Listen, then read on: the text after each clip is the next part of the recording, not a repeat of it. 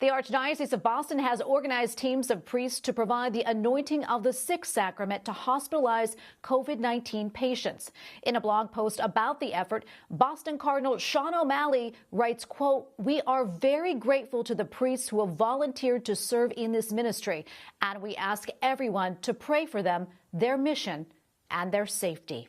Joining me now on Skype to talk more about this is Father Thomas Macdonald, Vice Rector at St. John's Seminary, and is one of the priests volunteering for the assignment. Father, welcome. Thanks for coming on the show. Thank you so much. So I know this mission that you've accepted definitely comes with some risk. Why was it important for you to do this? Well, I know that if I were sick with a scary disease like COVID-19, I would certainly want a priest to visit me.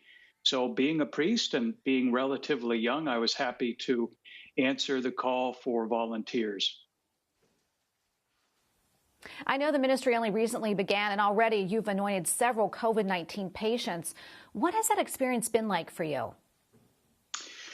Well, it's certainly a powerful experience of bringing Christ to those who desperately need him. In the Sacrament of the Sick, the priest extends the healing hand of Christ to those who are ill. And I've been privileged to experience that power in my ministry to COVID patients.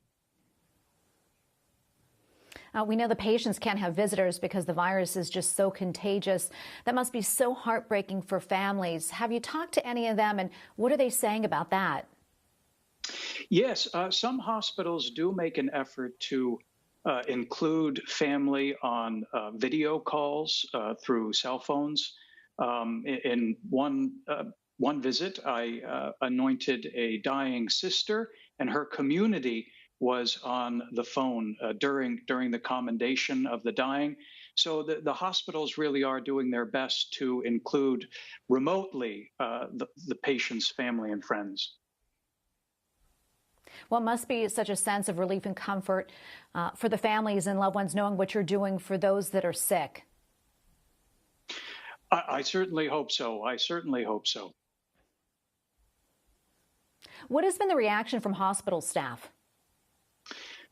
The staff at the hospitals have been incredibly accommodating and incredibly generous with their time and their resources. They provide us with all of the necessary personal protective equipment, and they help us put it on. They help us take it off. They guide us to the patients that we will be visiting, and it's been really inspiring to see them so hard at work in very difficult conditions. Father, before we let you go, I'm wondering, is there anything that you'd like to say to our viewers who may be experiencing their own challenges during this time? Don't give up hope. Christ cannot be locked out.